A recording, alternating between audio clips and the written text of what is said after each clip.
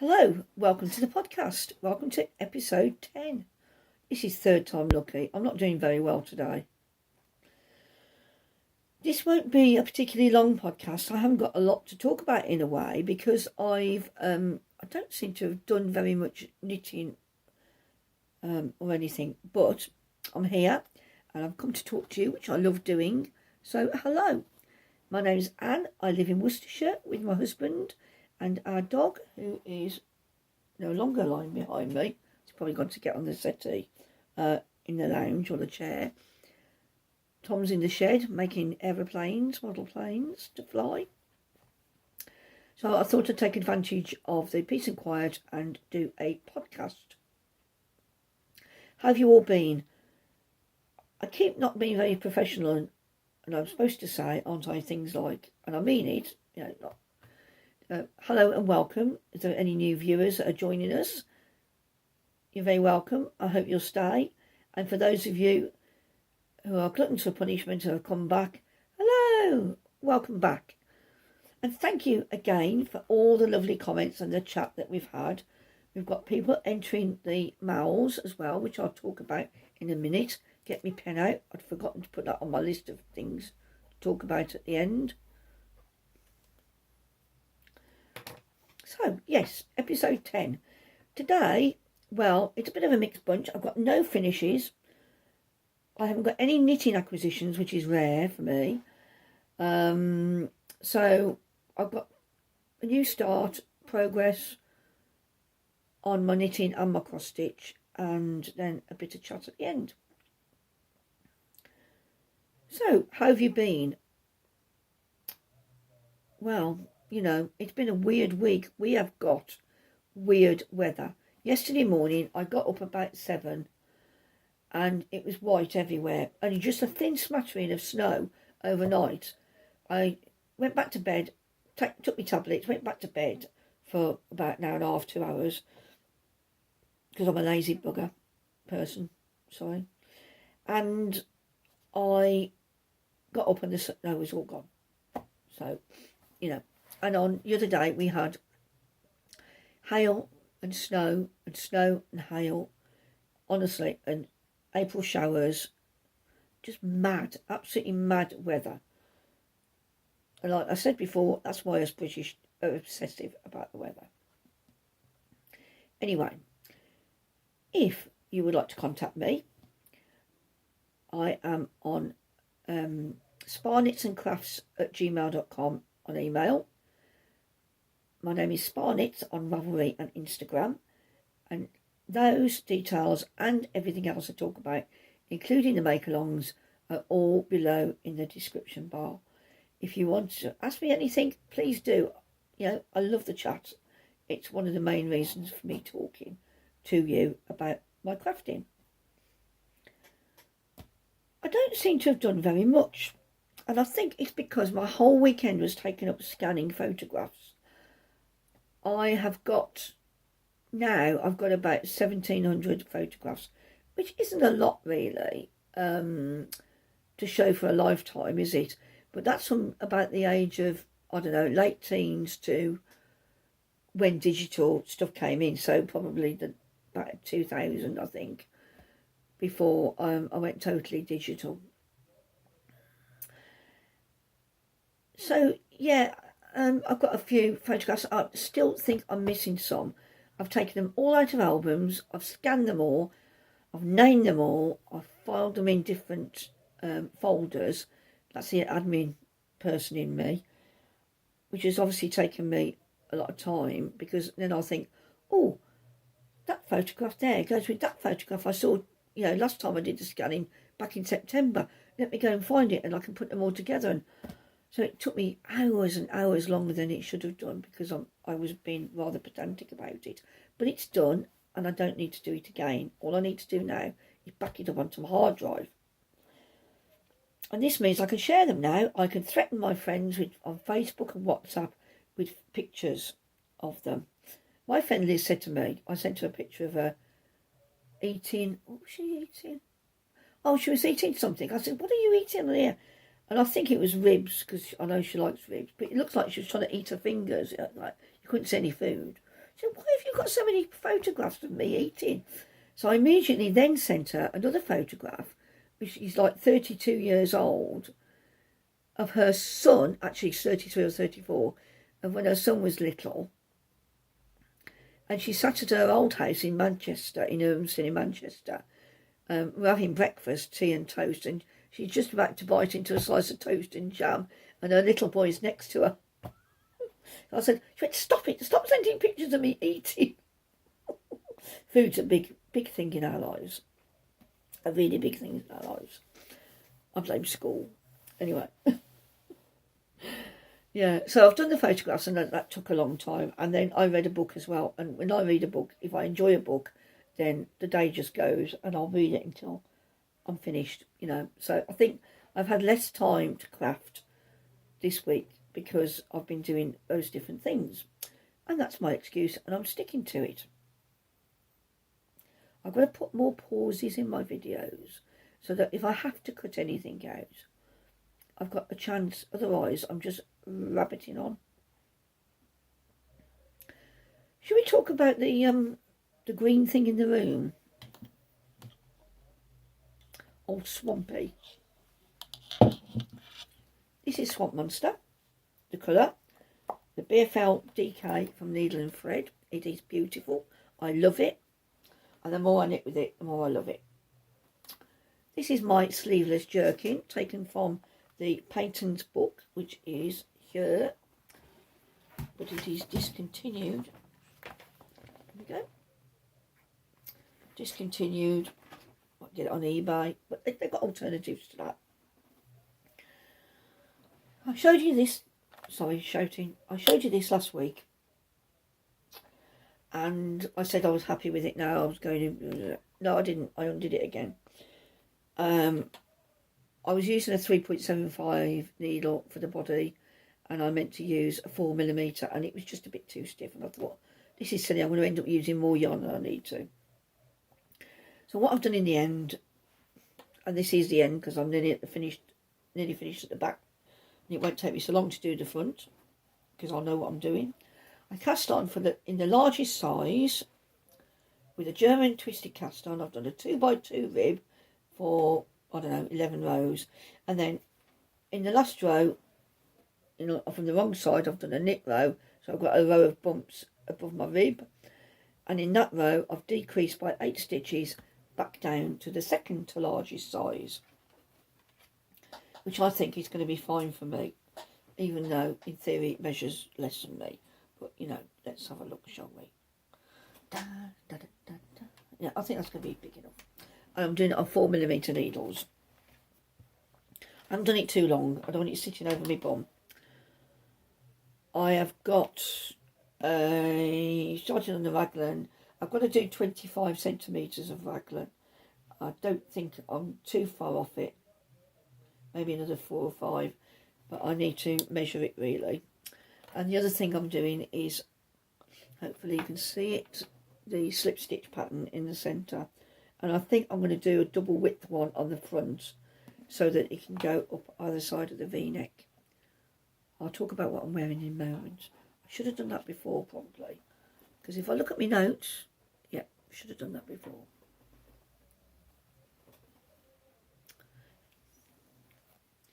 So yeah, I'm cracking on with that, and I'm pleased with it. It's my evening knitting, so I'm not going to make much progress on it really, because the other night I did about 6 rows, and they're only short now. I'm on the raglan area, and I was falling asleep, so I put my knitting down and fell asleep. I had been scanning it, and my shoulder ached from doing that repetitive reaching over and lifting the scanning thing, getting the pictures out, putting them back in, turning to the laptop. Oh, you know, it's good for me to keep moving, but I think I push myself a bit too much sometimes, or I do too much and then I regret it afterwards. So that's the green thing. Now the other thing, I shouldn't call it a thing, the next project I have cast on, as I talked about last week, is the Ranunculus, and I'm doing that in this. I love this. It is so nice to knit with. Not that I've done much knitting on it yet, but this is from Nellie and Eve. It is the Dark Nettle colourway in her BFL and Gotland mix. I looked on the website and she's got BFL and Masham at the moment. Sorry, Massam at the moment. Which I'd like to try as well. But this is lovely and soft. It's quite a fine. It's got a bit of halo to it. It's gorgeous. I cast on from the Ranunculus. Well, like I say, I cast on. I had a bit of a dither. Put your feet up and I'll tell you all about it. I don't know if I'm going to get all this in the right order. Honestly, I said to you, when we first met, I said, I've been knitting for 50 odd years, so I'd class myself as an experienced knitter. Have I shown you any evidence of that with the swamp, right? The neckline on my city limits, and yes, okay, I've solved the issues, but sometimes I feel like I'm just a trial and error. That's how I approach things. It is because I'm a bit gun-ho. I just want to cast on and get on with it. I admit that. Anyway, first of all, I have to say sorry to Penny for saying that she had 25 ranunculus jumpers. She hasn't. She's got one. Sorry, Penny. Where'd you get that idea from? I don't know. I thought you had loads. But no, I've got one. Anyway, the Ranunculus is a very popular pattern. It's by Midori Hirose. I think I'm pronouncing that right. Not sure. But obviously the link will be down below. And it's a beautiful, lightweight and airy jumper. But you can knit it with any yarn that you want to, really. As long as you test your gauge and you can see roughly, and then you'll know roughly how big it's going to be, because it's one of those that are very, very oversized. But there are there's an add-on to the pattern for additional bust sizes as well. And there's even suggestions of putting bust darts in if you want those. So I decided to do the smaller neckline, and without giving too much away, that involves doing a provisional cast on. And with a crochet hook, fine, I've done that many times. In fact, I quite enjoy doing that. So I checked that I was doing it right, because I couldn't get my hands, my dexterity is not exactly what it used to be, but I couldn't get my hands and the crocheting hook and the yarn is too thin for the size of needle that you use. It's no secret, it says it on the project pages, that you use a 6mm needle on 4-ply yarn. But I'm using a 5.5, having learnt and looked at what I did on the love note. And I think I should be all right with that. I will do some extra increases for the larger sizes as well. But I had a look and I think I'm going to be fine with that. Because the yarn was so thin and the loops ended up being big, I just seemed to jump everywhere and I couldn't get a handle on it at all. So I asked Penny about how she'd done hers, and I think she said she'd done an alternating cable cast on. That was one of the suggestions for it, and I didn't know what that meant. I've always used a cable cast on. It's what I was taught to do when I was young, and until I saw my friend's mom doing the long tail cast on with her hands, I thought, I didn't know any different. So basically, if you might call it by another name, but the cable cast on is where you put your slip knot on, you add another stitch by making a loop out of that one and putting it on the needle, and then you go in between the last two stitches that you made, pick up the yarn from behind, twist it and put it on the end of the needle, and you just add to it like that. The alternating cable cast on, and it's so obvious, is if you're doing a rib, for instance, you will come from behind to the front with the yarn in front, and you will take a stitch from between the last two stitches from the back, going from the back to the front, round the front, take it back, twist it and put it on the needle. I'll leave a link to the video that I looked at. Very, very easy. I only had to look at it for a couple of minutes and I thought, yeah, I know what you're doing. and it gives you, I'm not going to be able to show you very well, but it gives you an edge that is very similar to the tubular in the fact it's not a hard edge, it's quite a stretchy edge, and it's certainly far more stretchy than just a standard cable cast on. Yeah, I'm not going to be able to show you this. I'm going to have to get close enough, I don't think. Anyway, so I've done that, and I'm happy with that. And what I did was, you know when you do a provisional cast on with a crochet hook, they often make you cast on half the number of stitches that you'll need, and then you immediately double it. And I thought, even doubled, that wasn't going to go over my head. So I've gone down the pattern very, very slightly to where the short rows start, and I've taken that number of stitches, and I've done the short rows, which is a doddle, using German short rows. That was fine. I've got the right number of stitches on, but I've tried to do the first bit of patterning that you get at the top of the yoke, and I keep getting the wrong stitch count. And I think it's because I keep watching stuff on YouTube or iPlayer, and I'm not concentrating enough. So I've had to take a couple of rows back twice now. So it's ready to run.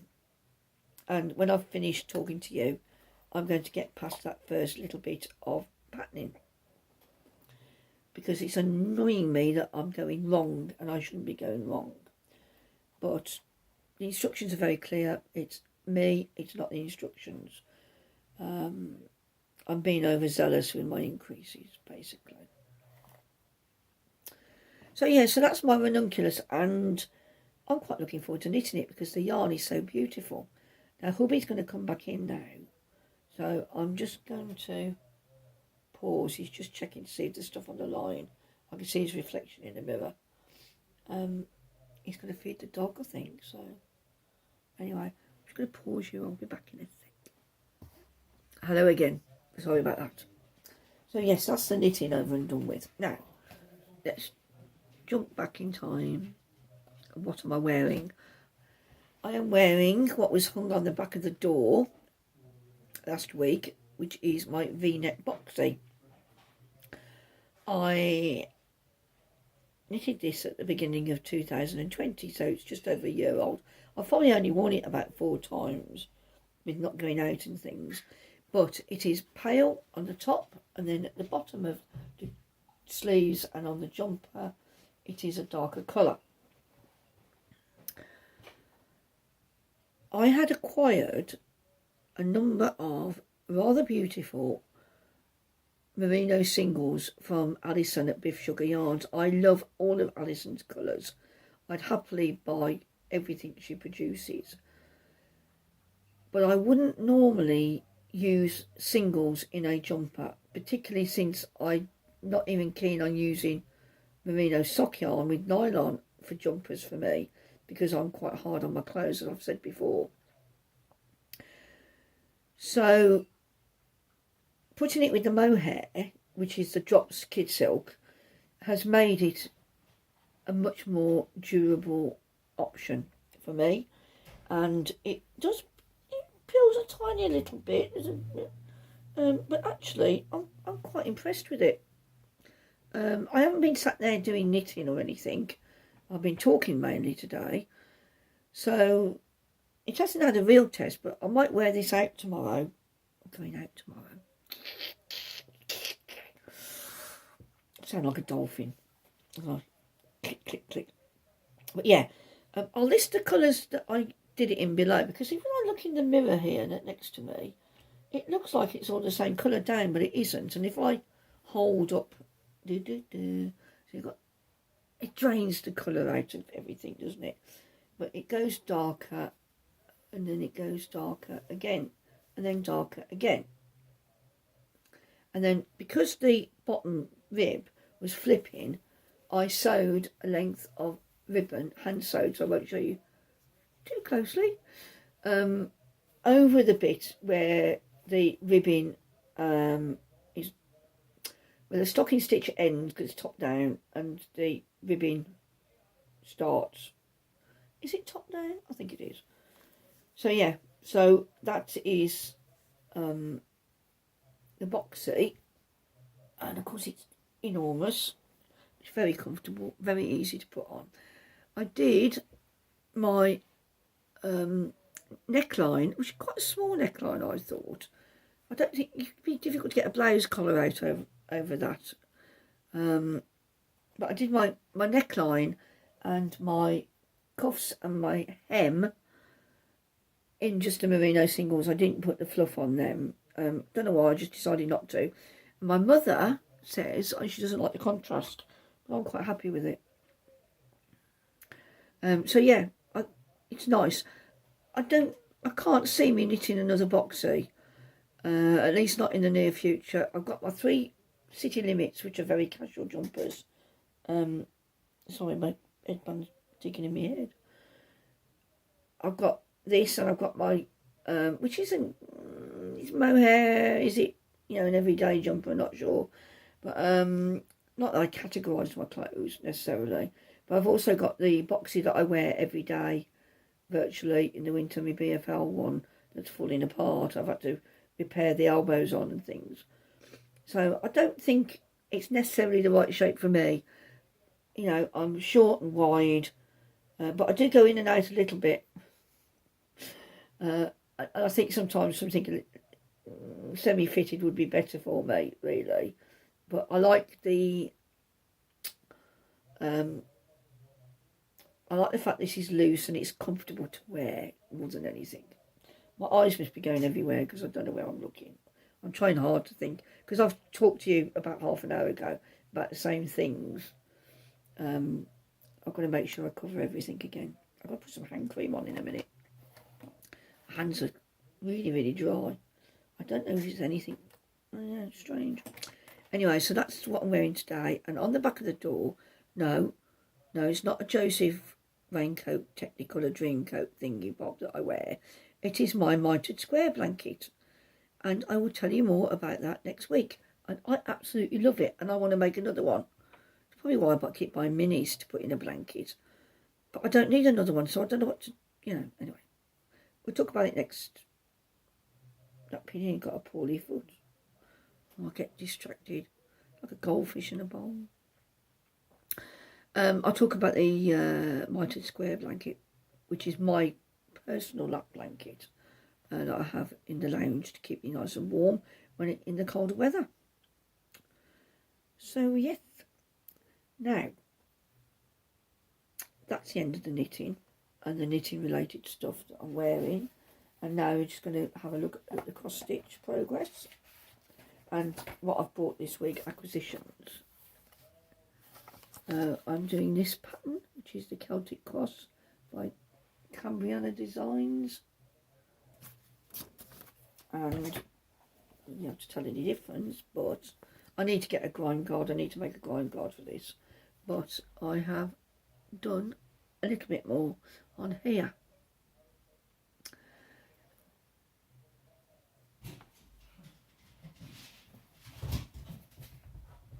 That's the dog returning from his trip down the garden after his tea. Hello, Bee.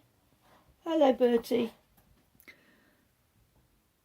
I'm a bit concerned about the cross stitch because, and I hate admitting this, but I think it's hurting me to do. I'm finding going like that, and I can't see it either to wear me, me readers, but I think I'm struggling a bit because I think it's making my shoulders and my arms hurt, and my neck, and I need to be very careful that I don't overdo it. I've been trying to do 3 threads a day on there, and it may be that instead of doing them all in one go, that I do maybe 2 in the morning, 2 in the evening, and I try and get it done because I've got a number of cross stitch charts now, and I would like to do them, and this is my, getting to know cross stitch kit, and hopefully, my work will get neater and my methods will get more efficient as I go, as I hope my cross stitch improves basically. But if it continues to pay my neck up, even if I'm only doing, like 10 or 15 minutes of it I may have to rethink that. I need to start using my table frame, because that will raise it for me and it will free my hand and stop me having to hold it still in one hand when I'm doing all the work with the other.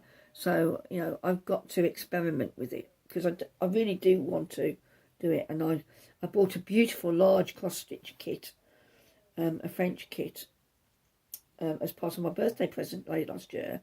And it's gorgeous, and I really, really want to do that. And I want to do, there's a couple of flower fairy ones that I've got as well, which I quite like, and I want to get on with that, with those. So yeah, I don't want to give it up, but I think I might have to pace myself with the cross stitch. So speaking of cross stitch, I bought some thread drops from, see, I watch all these floss tubes, I get all the lingo, you know. Me, I'm a cross stitcher, me. These are thread drops, put with thread. And I ordered some more thread because I'd already started that cross stitch before, using 3 threads at a time, and now I'm only using 2. So these are all the colours that are being used in that centre circle of the Celtic cross. And I bought 2 lots of thread drops.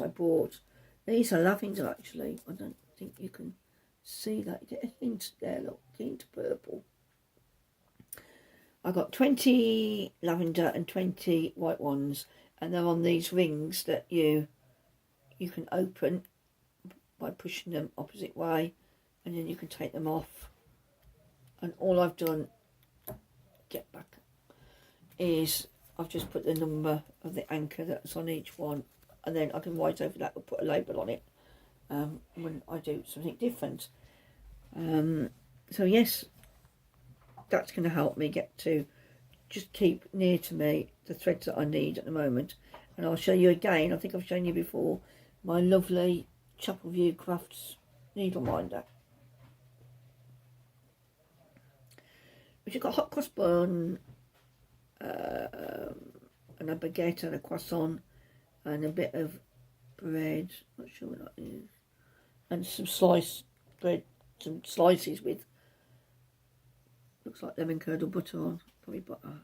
Very, very, very, very detailed for the size of it. Oh, there we go. That's better, isn't it? Yeah. So yes, I bought some thread. My thread came this week, and I had some thread organiser cards as well, just pieces of card with holes punched in them, because I've been given some old threads and I'd like to sort them into colour groups and things. So yeah, so that's my cross stitch. Let's have a look. Have I only been going for 10 minutes? Surely not. Have I talked about all those things in 10 minutes? Oh no, Tom fed the dog. Oh, losing it, aren't I? Let me have a slurp. I've got some grapefruit fizzy stuff from Waitrose today. It's rather nice.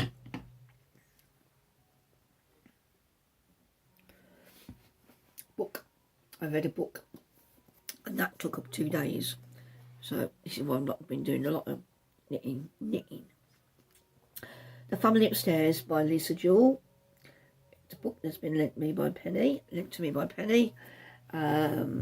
I lent it to my mum first with Penny's permission, but my mum looked at it and said she didn't think it was her cup of tea, which is fine. I'll read what it says on the back. I think it's Salma of Little Big Knits, said she liked the Lisa Jewell books. I might be wrong on that. So on the back it says, "Be careful who you let in. In a large house in London's fashionable Chelsea, a baby is awake in her cot. Well fed and cared for, she is happily waiting for someone to pick her up. In the kitchen lie 3 decomposing corpses. Close to them is a hastily scrawled note. They've been dead for several days. Who has been looking after the baby, and where did they go?" Now, I like crime novels, as you know, so I like things to end up with a conclusion. And this book fulfills that in many ways, and without giving anything away, it tells you everything that happens before and after the baby's found. So it's an interesting book. I don't think I would have got through it if it hadn't been so fast-paced. It's quite a fast-paced book, and that kept me going, because if things end up being too descriptive, I get bored. So yeah, I'd recommend that one. Yeah, really, I quite enjoyed it. I haven't got anything else on my radar at the moment. I think I've got another one from the library at Alex Gray, next Alex Gray to read. So when that comes, I'll show you that. Let's talk about the mouths, shall we? I've had a bit of interest in them, so come on, the more the merrier. We can do the Ranunculus, ladies. A few of you said you're interested in knitting a Ranunculus. Don't let me put you off. I'm the daft one round here. You know, it's... I mean, it doesn't look anything like a Ranunculus. I don't know what I'm showing you again. But that would certainly qualify for the spring or the summer seasonal mal, because it's a buttercup. A Ranunculus is buttercup family. So yes, that could qualify for spring. People have been saying, they're interested in joining. Please do. The mals are open on Ravelry. I've put the links in the description box below. Whips are welcome. With the seasonal one, it's divided into spring, summer and autumn. The spring one that we're in at the moment runs until the end of June. And then I just want a tenuous, if it's just a tenuous link to the season, or you can convince me it's a colour or the name of the pattern, or, spring or summer. And we'll have a draw at the end of each season. And then for each season that you enter, you'll get one entry into the overall prize at the end of the year. Now, the stash or shelf mal, they're snappily named. The staff or shelf mal is only running to the end of August. And that is limited, unlike the seasonal one, which you can make anything, any handcraft, woodwork, metalwork, cane work, raffia, you name it. It can be, as long as you've handcrafted it, then it qualifies for that. And you can get the link into spring or summer or autumn. The seasonal mal, the stash or shelf mal is really limited to knitting, crochet or sewing. Unless you can think of one that I haven't thought of that would qualify. And basically, I mean, I suppose if you did hand spun, but, that would qualify as well. I'm asking you to either use stash that you've had for more than 6 months, or can be and as well, a pattern or a book that you've not used before. So if you've not done a Ranunculus before, you can enter it to the spring one or the summer one, and you can enter it into the shelf or stash. Double dipping, get on with it. There are no limits. I want there to be as few rules as possible in a way, but still have some sort of structure. I'm trying to hit that sort of happy medium ground, really, between the two. Any questions, give me a shout. They're my mals, but I might not know the answer to them. So, yeah. So that's about it, really. Just a little bit of chat about what I'm doing, what I've been doing. After talking to you last week, I met Penny. She had something to bring up to me to drop off. So we had a quick walk around the block. Maggie, next time we go, we will ask you, but this was done right at the last minute. So we walked around. It was a cold day, but it was all right. But it was dry, luckily. And then I did the scanning at the weekend, and I read the book, and now we're on Tuesday. And tomorrow, because we're laid out now, the shops have all opened again in the UK, all non-essential shops A lot of people have been having their hair cut. Mine's not due until the end of the month, which is fine. But I'm getting a bit fed up with my fringe, which is why it's up today. But I've got something to return to Marks and Spencer, so I'm going with my friend tomorrow. I will pick her up. She lives near Dudley. Pick her up and we're going to go to the Merry Hill Centre. But we're only going to stick to the shops that we really need to go to and not browse. I know that some of the chains have gone under during COVID, and I don't expect a lot of the shops to be open. I don't know whether Debenhams is going to be open. You certainly can't, we normally go and get breakfast there. You can't eat indoors at the moment. I don't think the cafe is open anyway. So I'm hoping we can go and grab a sandwich somewhere and possibly sit in the car and eat afterwards before I come home.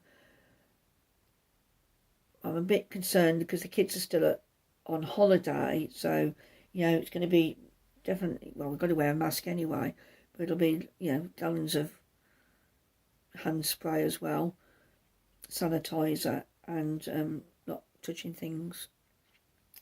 But it'll be nice to go out and feel some semblance of what we used to be able to do. So yeah, I'm looking forward to it. And then on Thursday, my friend Denise is coming up for a chat. Hopefully we'll sit in the garden. Yeah, I must ask her actually if she wants me to buy her anything nice from Marks and Spencer's to nibble on. Must remember to do that in a bit.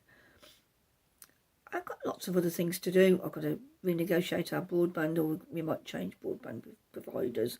Got to do that. Bert's going to the vets on Friday for his second jab.